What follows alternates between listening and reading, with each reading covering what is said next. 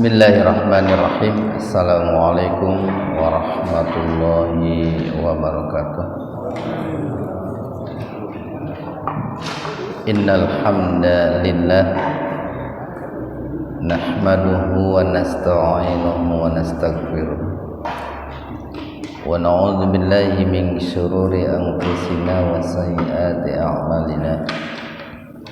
May yahdihillahu fala mudhillalah wa may yudlilhu fala hadiyalah. Asyhadu an la ilaha illallah wahdahu la syarikalah wa asyhadu anna Muhammadan abduhu wa rasuluh alladzi la nabiyya wa la rasula ba'da. Hadirin ikhwatu iman, jamaah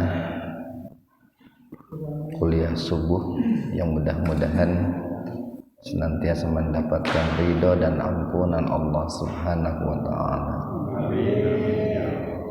Kajian tafsir di Majelis Tafsir Iliyin pada kesempatan subuh kali ini mengkaji surat An-Nisa ayat 222.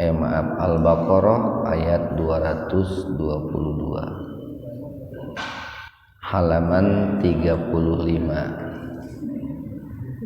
Al-Baqarah ayat 222 halaman 35. Kita bahas tadinya dulu. Wa yas'alu man tabi'i wa naka 'anil alif lam qamariyah atau idhar qamariyah. Lamnya dibaca jelas, dibaca idhar. Mahid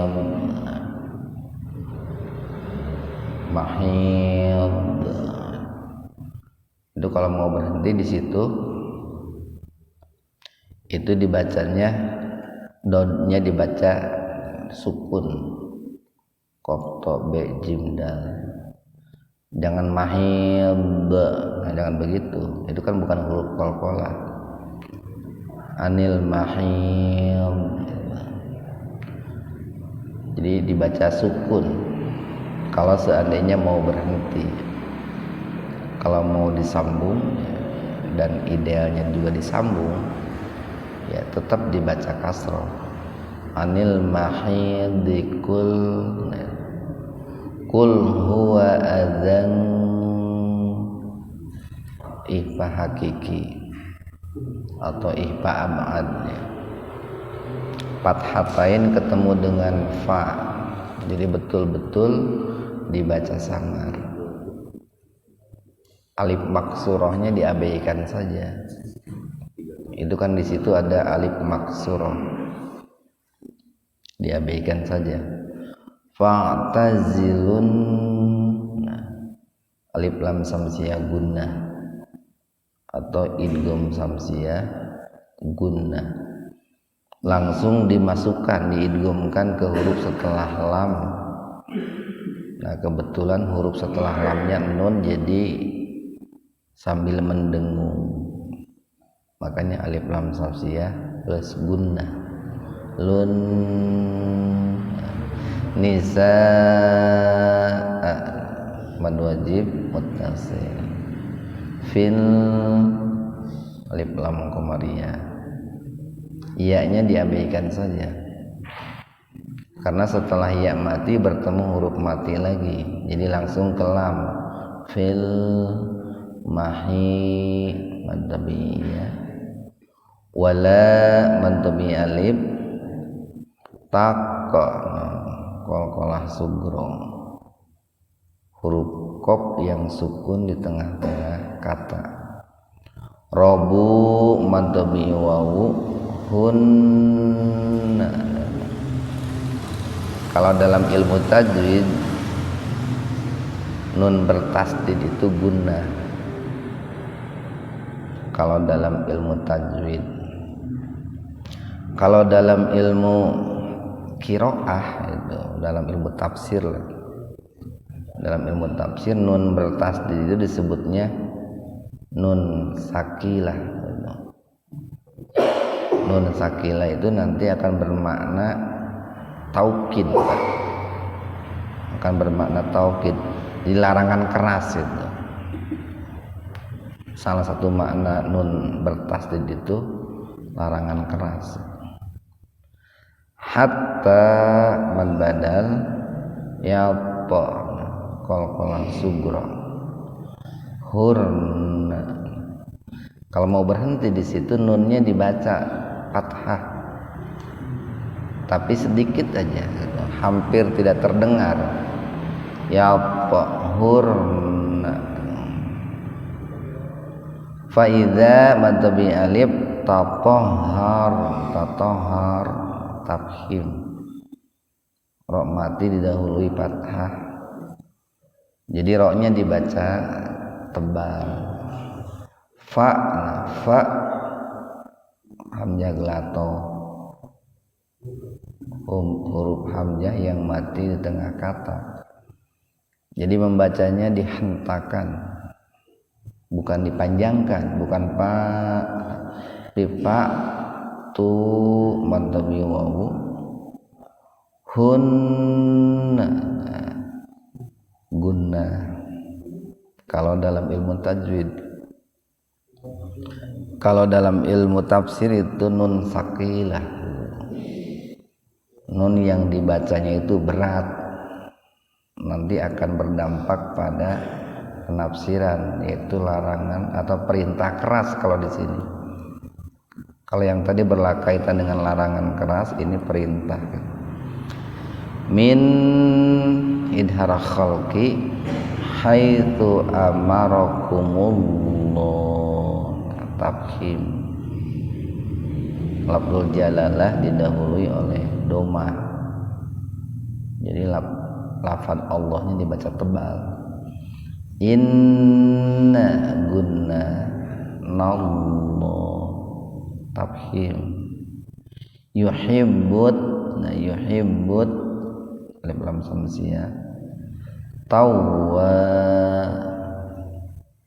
mantabi alif bi mantabi ya wa yuhibbul alif lam qamariyah mutatahhirin mad ari disukun. Jadi tato itu ada ta dengan to, jadi bedain itu tempat keluarnya hurufnya itu. Mutatahhirin. Ikhwanu fiddin arsyadakumullah. Al-Baqarah ayat 222 ini berbicara tentang perempuan yang haid, ya, yang datang bulan. Ini kalau kita lihat asbabun nuzulnya, kronologis turunnya ayat ini, dulu di zaman Rasulullah sallallahu alaihi wasallam, orang-orang Yahudi, ya, orang-orang Nasrani, biasanya ketika istri mereka itu datang bulan, ya, atau haid, itu mereka melakukan tindakan-tindakan yang berlebihan lah dalam memperlakukan istrinya itu. Umpamanya mereka sampai berpisah kamar dengan istrinya, atau ada yang sampai berpisah rumah dengan istrinya selama istrinya sedang haid. Bahkan ada yang tidak mau makan bersama gitu. Ada juga yang tidak mau memberi makan gitu. Ada juga yang tidak mau bersentuhan gitu. Nah, kejadian seperti itu diketahui oleh para sahabat. Kemudian para sahabat itu bertanya, itu ya, datang kepada Rasulullah sallallahu alaihi wasallam, kemudian bertanya tentang apa yang mereka lihat, apa yang dilakukan oleh orang-orang Yahudi itu. Itu kan sesuatu yang sangat luar biasa gitu Pak ya. Jadi para sahabat kalau melihat hal-hal yang aneh, yang tidak logis ya, yang tidak rasional itu, terlebih-lebih ada kaitannya dengan agama, mereka datang bertanya kepada Rasulullah sallallahu alaihi wasallam.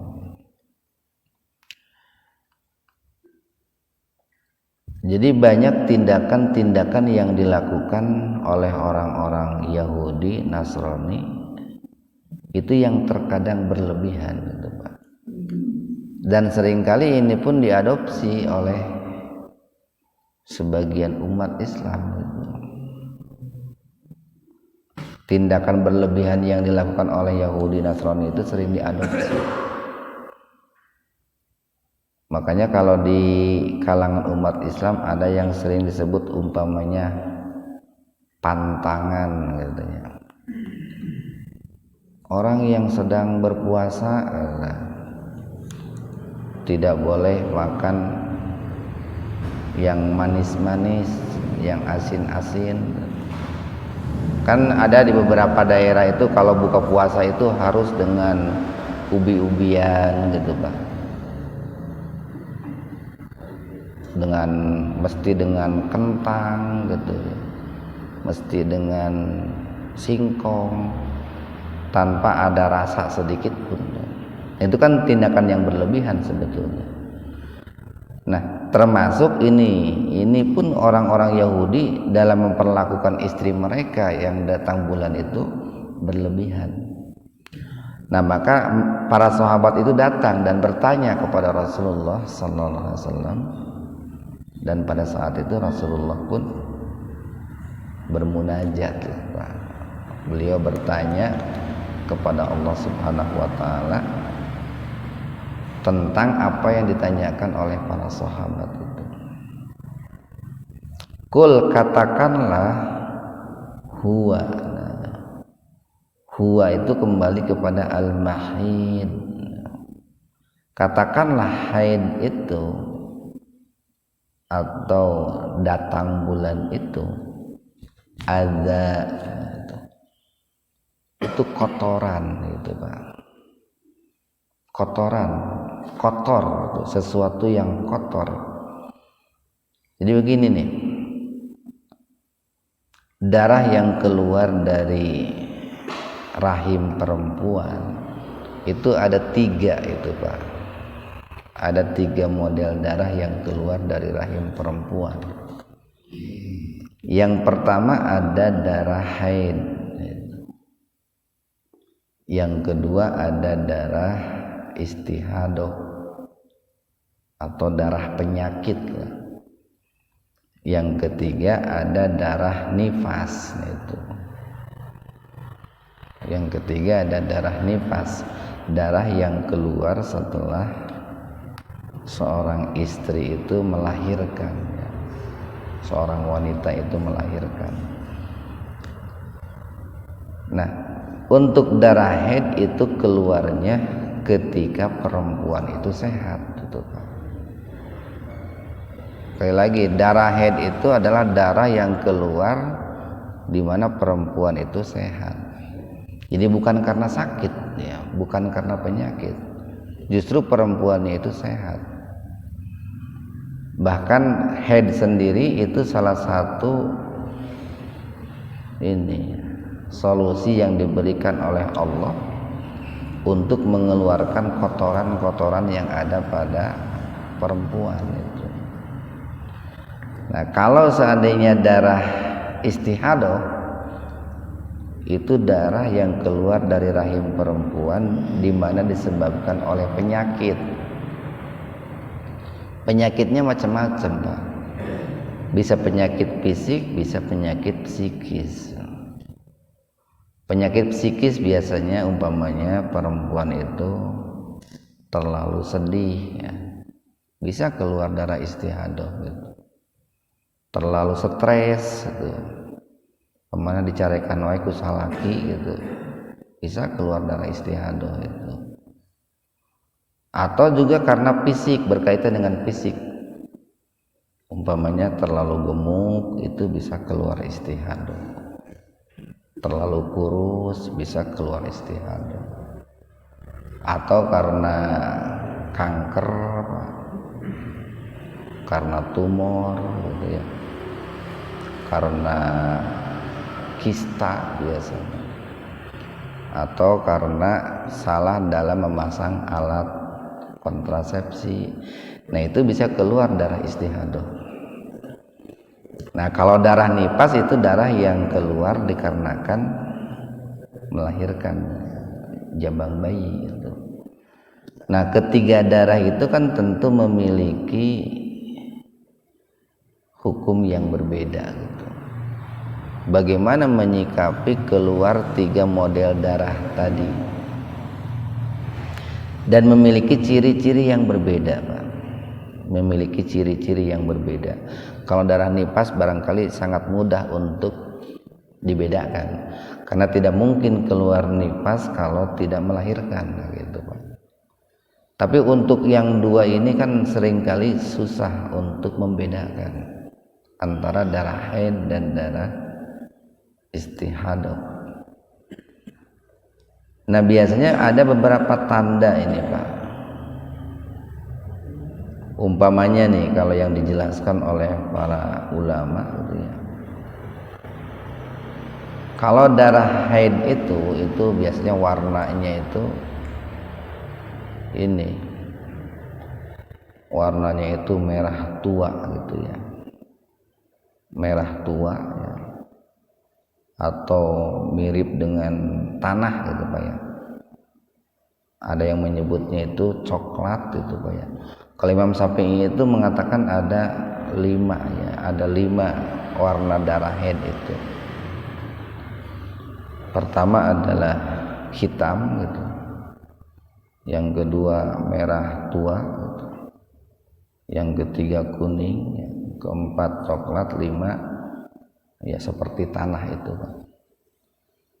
Sementara kalau darah istihadah itu merah muda gitu. Kemudian dari sisi ini kekentalan gitu ya. Kalau darah haid itu kental Pak, keras. Kalau darah istihadah itu lebih encer gitu. Kalau darah haid itu aromanya tidak sedap gitu. Darah haid itu. Kemudian darah istihadah itu ya aromanya seperti darah biasa saja Pak. Darah istihadah itu. Nah kalau darah haid begitu keluar itu lambat untuk membeku. Kalau darah istihadah itu mudah untuk membeku. Kan kalau kita keluar, darah kita keluar Pak, itu mudah sekali, dalam hitungan menit itu bisa membeku itu, ketika sudah keluar itu. Nah itu adalah beberapa ciri untuk membedakan antara darah haid dan darah istihadah. Atau dilihat dari ini Pak, dari sisi usia gitu. Ini kalau kita baca pendapat 4 madhab,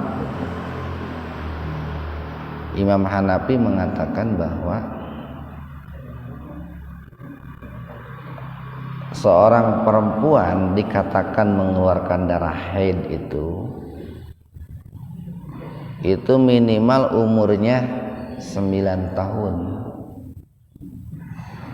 dan maksimal 50 tahun gitu. Kalau Imam Hanafi. Nah, kalau seandainya sudah lebih dari 50 tahun lalu masih mengeluarkan darah, kalau darahnya itu memiliki sifat-sifat ciri-ciri seperti darah haid, maka dia itu darah haid. Kalau Imam Malik mengatakan sama, bahwa darah haid itu keluar dari seorang perempuan minimal 9 tahun. Kalau di bawah 9 tahun kemungkinan darah istihadah itu. Di lamun ayeuna mah 9 tahun teh kelas sabaraha atunya? Kelas 3 SD bener Pak. Jadi minimal 9 tahun, maksimal 50 tahun. Kalau Imam Hambali Pak, kalau Imam Hambali beliau mengatakan sama, minimal 9 tahun perempuannya itu, maksimal 50 tahun. Tanpa membedakan, pokoknya kalau sudah 50 tahun menurut Imam Abu Hanifah itu pasti istihadah.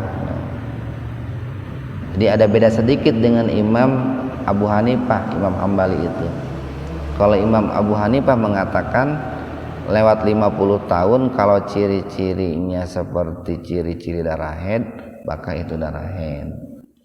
Kalau Imam Hambali kalau sudah 50 tahun itu bukan darah haid lagi gitu. Nah, kalau Imam Syafi'i itu lebih fleksibel. Beliau mengatakan minimal 9 tahun dan tidak ada batasan umur gitu. Sampai akhir hayat itu kalau Imam Syafi'i. Walaupun kata Imam Syafi'i umumnya darah haid itu keluar sampai usia 62 tahun. Nah itu kenapa kok sampai ulama itu membahas usia orang itu dikatakan keluar darah haid?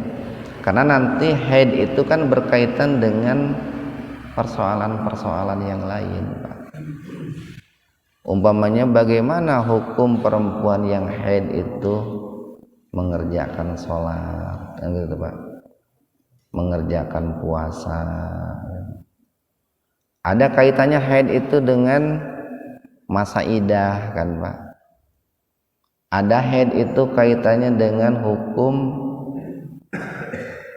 memasuki masjid, gitu tak. Ada haid itu hukumnya berkaitan dengan membaca Al-Quran. Dan di situ kan banyak sekali itu perbedaan pendapat di kalangan para ulama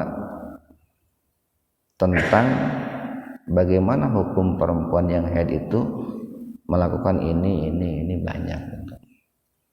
Nah di ayat ini itu khusus ya, berbicara tentang perempuan yang sedang haid melakukan hubungan suami istri. Nah itu Pak, melakukan hubungan suami istri. Kalau pembahasan yang lain itu ada di ayat-ayat yang lain nanti. Nah jadi dulu Pak, ayat ini nih tadi kita katakan berkenaan dengan kasus yang dilakukan oleh orang-orang Yahudi, di mana orang Yahudinya itu memperlakukannya itu terlalu berlebihan. Maka turun ayat ini, darah haid itu adalah kotoran, Pak. Kotor. Ya. Untuk darah haid ini apa ada batas waktunya gitu? Minimal berapa hari? Oh. Ya. Jadi kalau kita baca itu pendapat para ulama madhab itu beda-beda ya, beda-beda dalam menetapkan bahwa itu darah haid atau darah istihadah. Kenapa beda-beda? Karena banyak faktor Pak, banyak faktor. Pertama ini yang harus diketahui itu kebiasaan itu. Jadi masing-masing perempuan itu bisa tahu gitu tentang haid yang biasa terjadi pada dirinya. Ada perempuan itu yang haidnya itu 1 minggu gitu. Tapi ulama 4 madhab itu mengatakan maksimal haid itu 15 hari itu. Maksimal itu Pak. Kalau sudah 15 hari itu bisa kemungkinan besar itu adalah darah istihadah. kemungkinan besar itu darah istihadah. Makanya kalau kita baca fatwa para ulama itu, kalau seandainya perempuan itu haidnya tidak lancar gitu Pak, pokoknya hari Senin haid, kemudian hari Selasanya itu pagi-pagi sudah berhenti, baru 1 hari sudah berhenti, lalu si perempuan itu mandi bersuci gitu ya, maghribnya haid lagi gitu. Besok subuhnya berhenti lagi gitu. Ada yang diselang-seling seperti itu, atau 2 hari haid 1 hari tidak, hari keempatnya haid lagi, hari ke-6-nya tidak. Nah itu dihukumi oleh para ulama itu, maka pada saat dia tidak haid itu masuk waktu-waktu haid itu. Jadi kalau 2 hari haid, hari ketiganya tidak, hari keempat haid, kelima haid, hari ke-6-nya tidak. Nah yang tidak haid itu dia masuk waktu-waktu yang sedang haid itu dihukumi oleh para ulama seperti itu, sekalipun pada hari itu tidak keluar haid. Bisinu perempuan haidnya teu lancar gitu Pak. Jadi Pak Haji tidak ada batasan waktu yang ditetapkan oleh para ulama secara pasti, cuman umumnya mereka mengatakan maksimal itu 15 hari itu maksimal. Nah sebetulnya untuk zaman sekarang itu barangkali bisa lebih mudah Pak untuk mengetahui ini darah haid atau darah istihadah. Kan ada dokter sekarang itu, dengan dokter itu kan bisa diketahui. Jadi kalau seandainya perempuan itu keluar darah lalu dia bingung ini darah haid atau bukan, biasanya kan bingung itu karena keluarnya bukan pada waktunya gitu Pak. Kan umumnya perempuan itu kalau haid itu waktunya tepat Pak. Jadi kalau biasa dia haidnya itu mulai tanggal 5 sampai tanggal 7, itu bulan berikutnya sama bulan itu. Biasanya tanggal 10 sampai tanggal 17 umpamanya. Bulan berikutnya biasanya sama, umumnya sama. Nah, kalau di luar kebiasaan, nah baru muncul ada kecurigaan atau pertanyaan. Ini kenapa kok waktunya bisa beda? Nah, gitu kan. Dulu kalau orang-orang tua dulu suka ditandain di kalender. Tanggal 5 buledan, genep buledan, 7 buledan sampai tanggal 12. Keur ngabejaan salaki datang bulan tadi buledan di dinya nanti. Bulan berikutnya kita sarua Pak teh, sarua. Teu jauh tidinya. Paling geser sehari. Nah, kalau umumnya kan begitu. Nah, baru kalau di luar kebiasaan, nah itu dimunculkan pertanyaan kenapa kok tidak seperti bulan kemarin. Ya, kita lanjutkan ya.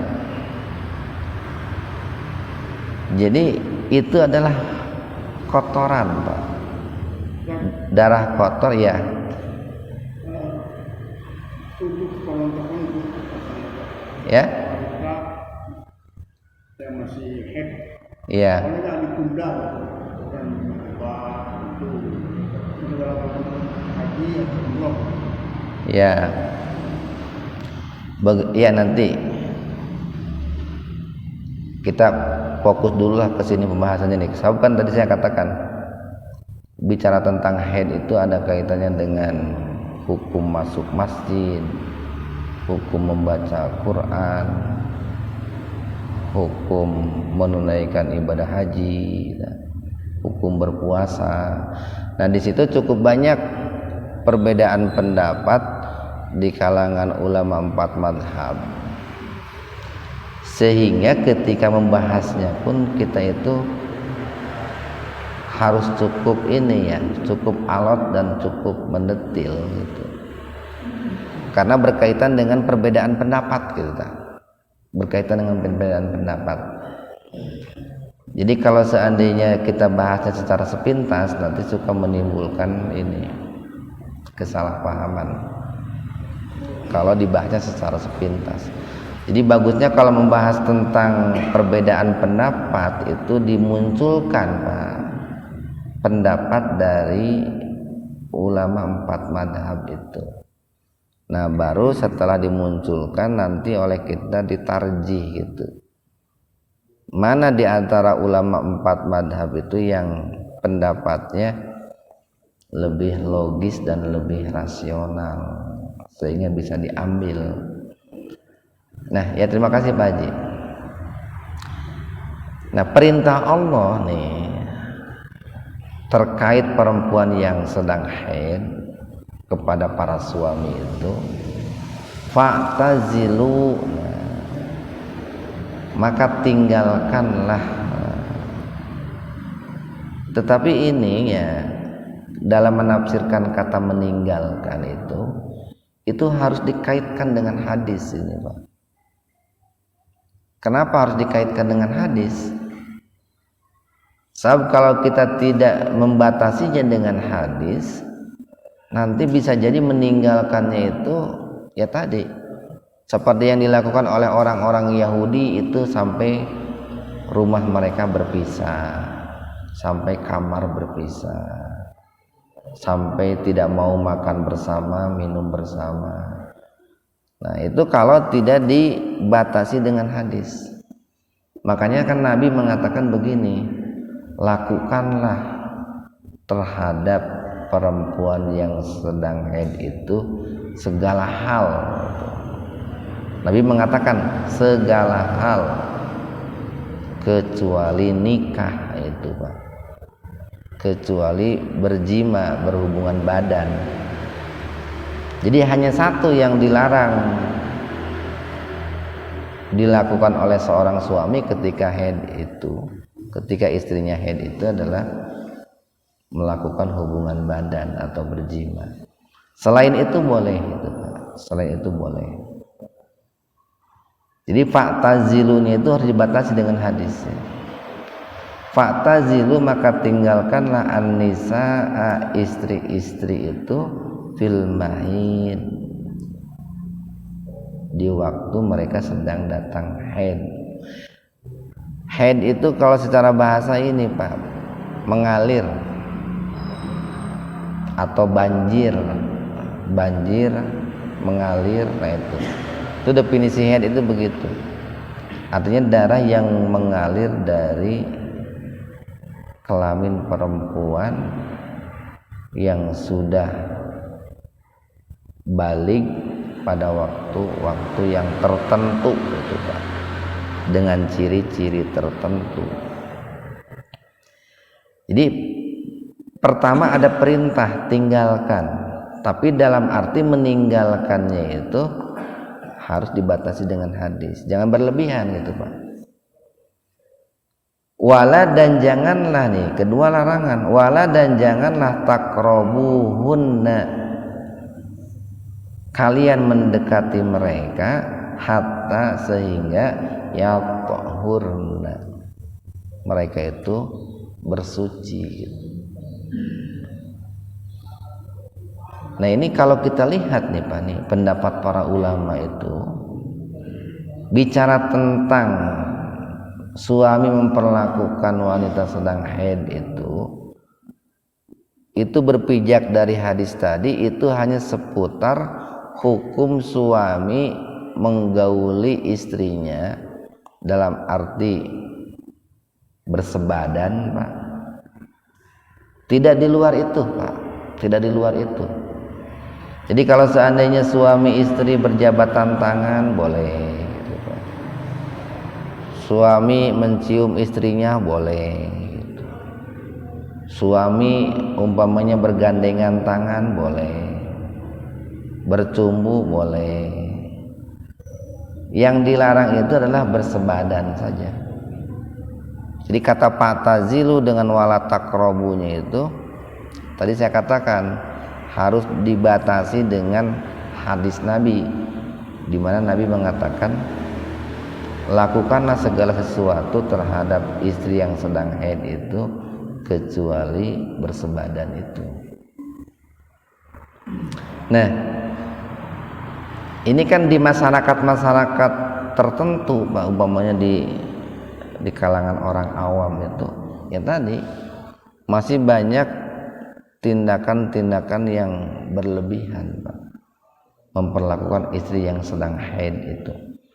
Termasuk istri yang sedang haid itu geuning tara darangdan geuning, Pak, cari leuhan gitu, tara cari beungeut gitu, dengan alasan cenah kalau sedang haid mah tong dangdan cenah. Bisi salaki kabitaeun gitu. Kan di kampung-kampung suka begitu. Ya tidak perlu begitu juga gitu. Ya tetap saja kalau dangdan atau memperindah diri tidak mengapa. Cuman dilarang bersebadan saja segitu. Ini kalau dikaitkan perempuan sedang haid dengan hubungan suami istri itu. Dan tadi saya katakan banyak hubungannya haid itu dengan persoalan-persoalan lain. Faida maka apabila tatoharna, mereka telah bersuci atau mereka telah suci, fa'tuhunna, datangilah mereka, min haitsu, di tempat amarokum, ya, amarokumullah, Allah perintahkan kepada kalian. Jadi kalau seandainya nih, Pak, nih, jadi kalau dilihat dari kata tatoharna, Pak, itu menunjukkan bahwa seorang suami boleh menggauli istrinya. Jadi Pak Tuhuna di sini artinya menggauli, Pak. Itu kalau istrinya itu satu, syaratnya itu sudah berhenti dari haid. Dua, syaratnya itu kalau sudah mandi junub. Tidak boleh hilang salah satunya kalau berkaitan dengan hubungan suami istri, kecuali kalau berkaitan dengan persoalan lain, dengan iddah nanti. Di situ ada beda pendapat kalau dengan iddah itu. Ini dengan hubungan suami istri saja dulu, kita biar tidak bingung. Jadi satu, bolehnya itu istrinya sudah berhenti dari haid, syaratnya itu. Dua, sudah mandi janabat, baru boleh berhubungan suami istri. Kalau dia belum berhenti haid tapi sudah mandi janabat, tidak boleh. Atau sebaliknya, dia haidnya sudah berhenti tapi belum mandi janabat, itu pun tidak boleh. Nah, kalau seandainya sudah berhenti haidnya, kemudian sudah mandi junub, ada perintah fa'tuhunna, datangilah mereka itu, gaulilah mereka itu. Jeung sigana teu kudu dititahnya pain geus berhenti jeung mandi mah, bapak ge da ngarti sorangan meureun. Jadi fa'tuhunna, tetapi dibatasi oleh Allah, min haitsu amarakumullah, di tempat yang Allah perintahkan kepada kalian. Di mana tempatnya itu? Di kubul itu, Pak. Jadi ada kubul, ada dubur kan itu. Kubul itu lubang bagian depan. Kalau dubur lubang bagian belakang. Nah, tempatnya itu di kubul, di lubang bagian depan. Datangilah mereka itu di tempatnya. Nah, tempatnya itu di kubul itu. Nah, caranya bagaimana ya? Ini kalau dikaitkan dengan ayat yang lain, itu terserah kalian tuh. Ini di ayat berikutnya tuh ada di situ tuh. Jadi faidat tatoharna fa'tuhunna min haitsu amarakumullah. Nah, bagaimana nih seandainya nih, Pak, perempuan itu darah haidnya 2 hari, setelah 2 hari berhenti, hari keempatnya haid lagi, 5-nya haid lagi, hari ke-6 berhenti, hari ke-7 haid lagi. Nah kalau tiap bulan itu seperti itu Pak, kalau tiap bulan seperti itu berarti di masa-masa berhenti itu masa-masa haid itu. Cuman karena ada gangguan haidnya nggak keluar atau nggak lancar lah, tapi itu dihukumi masa-masa haid sekalipun dia itu tidak berhenti haid ya. Maka jangan melakukan hubungan suami istri Pak. Umpamanya 2 hari pertama kedua haid, hari ketiga tidak, hari keempat kelima haid, keenam tidak. Nah hari ketiganya itu jangan berhubungan suami istri dengan hari keenam itu. Kalau di hari ketujuhnya keluar haid lagi, dan itu kan bisa dilihat tiap bulan seperti itu enggak gitu. Kalau seperti itu, oh berarti istri saya itu haidnya bukan 2 hari, melainkan sekian hari. Nah di hari-hari yang tidak keluar haid itu dianggap sedang masa-masa haid itu. Nah, kalau seandainya tidak lancar itu Pak, inna sesungguhnya Allah itu yuhibbu sangat mencintai at-tawwabin orang-orang yang bertaubat, wa yuhibbu dan sangat mencintai al-mutatahhirin orang-orang yang mensucikan diri. Satu ayat lagi, nisa'ukumna istri-istri kalian itu harsun itu merupakan ladang lakum bagi kalian. Ini menggunakan kinayah ini Pak. Kalau dalam ilmu balaghah disebutnya kinayah, kiasan itu. Jadi Allah mengumpamakan istri-istri kita itu bagaikan harz, bagaikan ladang. Ladang itu kan tempat bercocok tanam gitu Pak. Media untuk menanam itu ladang. Nah sama perempuan pun itu kan media untuk seorang suami menanam benih-benih keturunan kan gitu Pak. Makanya disebut harz. Faktu datangilah, ini perintah nih Pak nih. Jadi tong era-era gitu kan diperintahkan ke Allah itu. Faktu maka datangilah harsakum ladang kalian itu annasitum dari arah yang kamu kehendaki gitu Pak.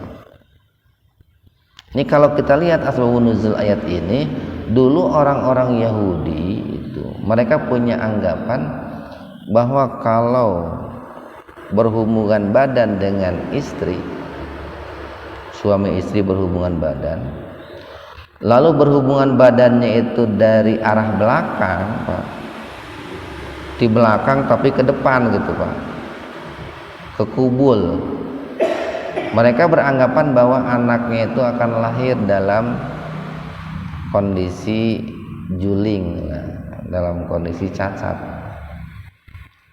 Itu anggapan atau kepercayaan orang-orang Yahudi seperti itu. Maka turun nih ayat ini, datangilah mereka dari arah mana saja gitu Pak, dengan gaya apa saja gitu, dengan cara apa saja gitu, mau dari atas, dari pinggir, dari samping, dari bawah, dari belakang, silahkan saja. Yang penting tempatnya itu tadi di tempat yang Allah perintahkan, yaitu di kelamin perempuan itu. Masalah arah dari mana saja silahkan Pak. Waqaddimu, nah dan lakukanlah.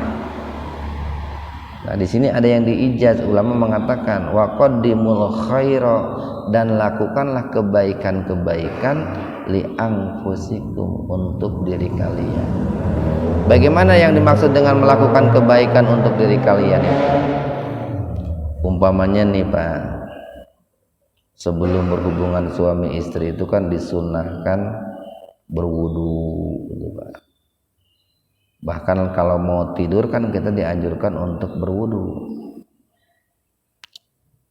Selesai berhubungan suami istri, umpamanya bapak-bapak mau nambah lagi, dianjurkan berwudu gitu Pak. Berwudu baru nambah lagi. Rit kedua, katilu, nah itu wudu. Yang kedua, sebelum hubungan suami istri itu nih, kebaikan dalam melakukan hubungan badan itu Pak, baca doa gitu, baca doa. Siga nama doa ieu mah ararapal kabeh gini gitu. Allahumma janibni syaiton wa janibis syaiton ma razaqtana. Ya Allah, jauhkanlah dariku setan dan jauhkanlah setan dari rizki yang Engkau berikan kepada kami. Maksudnya dari anak. Anak itu diibaratkan rizki di situ. Manakala dari hubungan suami istri itu menghasilkan anak, mudah-mudahan anaknya dijauhkan dari setan. Nah itu doanya itu. Dan banyak kebaikan-kebaikan yang terkait dengan hubungan suami istri. Umpamanya memperlakukan istri dengan kasih sayang gitu, dengan kelembutan gitu. Lah banyak kebaikannya, termasuk nanti mandi janabat gitu Pak, mandi junub. Nah bagaimana mandi junub itu? Nah, mandi junub itu yang mandi seperti yang dicontohkan oleh Rasulullah SAW. Caranya itu pertama nih Pak, kita mencuci tangan dulu. Kalau mau mandi junub itu cuci tangan dulu. Setelah kita mencuci tangan, baru kita mencuci kemaluan kita. Mencuci kemaluan. Setelah kita mencuci kemaluan, kemudian kita itu berwudu seperti wudunya biasa saja mau sholat gitu Pak, berwudu. Nah setelah berwudu seperti mau sholat, kemudian jari-jari kita itu ini mengusap-ngusap kepala dengan ada airnya gitu, biar rata gitu. Nah setelah itu baru disiram kepala. Kalau Nabi dulu biasanya 3 kali disiram kepalanya, 3 kali baru disiram badannya. Nah itu yang disebut tata cara mandi janabat itu begitu. Kumaha cenah lamun ngojay berenang gitu. Ya secara hukum sah-sah saja Pak. Cuman pahala sunatna teu dapat gitu. Kalau kita junub lalu mencemplungkan diri ke kolam renang gitu. Secara hukum sah, cuman pahala sunatna teu dapat. Sebab Nabi mencontohkannya kan tidak begitu. Tidak salah Pak, tidak dosa orang yang junub lalu dia bersuci dengan berenang, tidak salah. Cuman pahala sunatnya saja tidak dapat. Nah ini kan harus diketahui karena ini menyangkut kebaikan yang berkaitan dengan hubungan suami istri itu, mandi janabat itu. Kita lanjutkan nih Pak nih. Wattaqullah, dan takutlah kalian kepada Allah. Wa'lamu, dan ketahuilah oleh kalian, annakum, sesungguhnya kalian itu mulaku, akan bertemu dengan Allah Subhanahu wa taala. Kenapa nih muncul kalimat ini? Pertama nih, takutlah kalian kepada Allah manakala kalian itu melakukan hubungan suami istri di mana istrinya itu sedang haid. Takutlah kalian kepada Allah manakala suami istri itu melakukan hubungan sebelum mandi janabat, dilarang. Takutlah kalian kepada Allah manakala suami itu tidak mau menggauli istrinya. Kudu sieun eta teh, kecuali lamun geus letoy Pak. Lain teu hayang tapi geus teu kuat gitu. Eta berarti kan hayang gitu. Mau. cuman kemampuan sudah tidak ada. Atau takutlah kalian kepada Allah manakala menggauli istri itu bukan pada tempatnya tapi pada duburnya. Nah itu muncul kalimat wattaqullah itu. Sedikit lagi, wabasyiril mu'minin. Nah, dan berikanlah kabar gembira kepada orang-orang yang beriman. Nah, siapa orang-orang yang beriman itu? Ya mereka yang mempergauli istrinya yang sedang haid itu dengan aturan-aturan yang sudah ditetapkan oleh Allah tadi. Itulah orang-orang beriman. Dan Allah memberikan kabar gembira kepada mereka yang melakukan aturan-aturan itu. Yang tentu saja kan kabar gembiranya banyak itu Pak, banyak. Umpamanya akan terhindar dari penyakit Pak. Orang yang melanggar aturan Allah umpamanya menggauli istri sedang haid, otomatis kan karena haid itu kotoran, itu akan menimbulkan penyakit, akan mendatangkan penyakit, umpamanya penyakit kelamin dan lain sebagainya. Atau paling tidak bisa menjadi masalah terhadap bayi yang akan lahir seandainya dari hubungannya itu Allah mentakdirkan punya anak, itu kan akan biasanya terjadi masalah-masalah. Termasuk akan menimbulkan masalah pada perempuan itu sendiri. Nah itu bagi mereka yang melanggar aturan Allah. Maka berilah kabar gembira kepada orang-orang yang beriman, yang mentaati ketentuan-ketentuan Allah. Sebaliknya ancaman bagi orang-orang yang tidak beriman, yang tidak melaksanakan aturan-aturan Allah subhanahu wa ta'ala. Sekian, subhanakallahumma rabbana bihamdika asyhadu an la ilaha illa anta astaghfiruka wa atubu ilaik. Assalamualaikum warahmatullahi wabarakatuh.